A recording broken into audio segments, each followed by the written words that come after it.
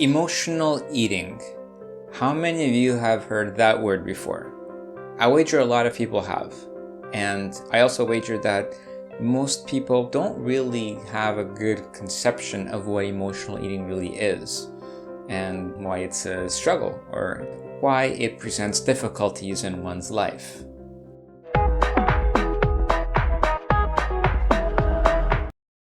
Emotionally eating essentially can capture a lot of different things.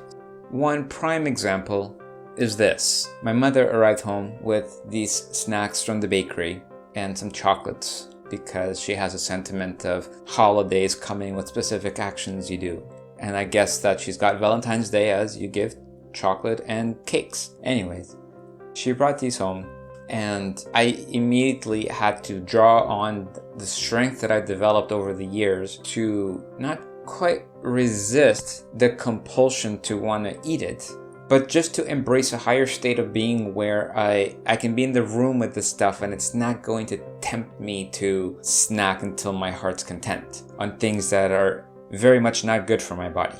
And so this is just a physical display. Behind the scenes, there's strong emotional imperatives driving that kind of behavior. And it's something that I've picked up along the way, the term as symbolic substitutes. So, the act of reaching for the cakes or the chocolates that mom brought home for everyone and for me is just her almost unconscious way of expressing needs. The need to want to connect with my family, with my son, the need to feel good when I eat this and it tastes so good.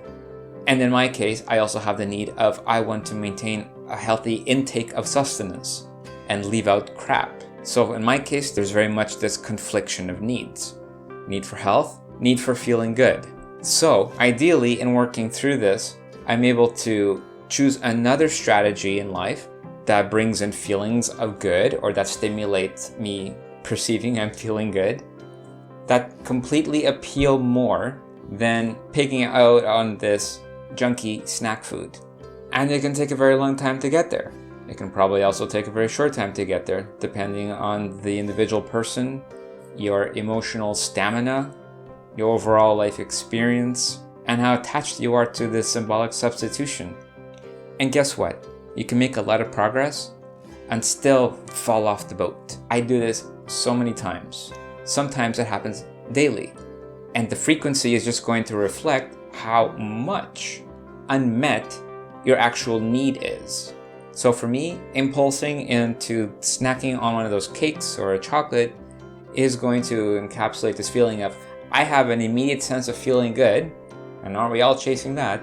And also a little bit of that osmosis occurring need from my mom of connection. So I obviously have some need of connection inside as well. And though we may not choose a strategy where we connect differently, like maybe having a really heart-to-heart conversation or embracing in a hug, then the food becomes a symbolic substitute for that.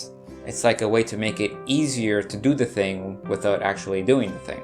For anyone else, it's just a matter of identifying what is the unmet need that you have that gets you to go and binge on food or withdraw from food or see food as an enemy or something to be avoided or something you can't get enough of. For me in these instances, joy, connection. What is it for you? In what situations do you act out the impulse to eat erratically or feverishly or endlessly? What are those moments where you're triggered to do that? Are you around other people? Are you just by yourself? What activities are you doing? How are you feeling when you're doing those activities?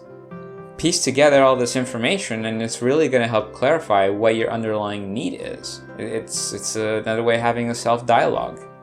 God, take notes if that helps you.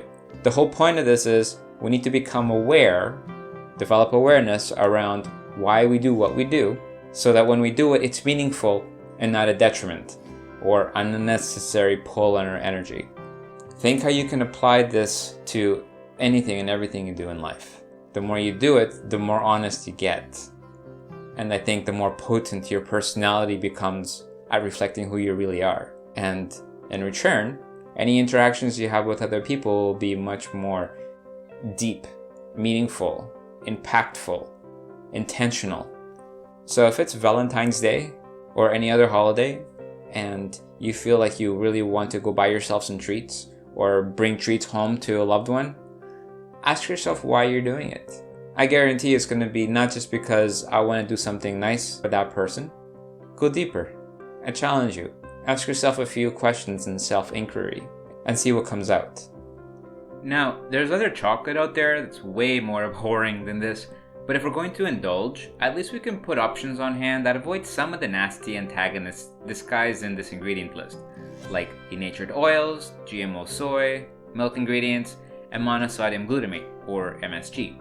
I don't guilt myself if I consume these, so not to compound the body beating, the point is, we can make some efforts towards having better options, that's all.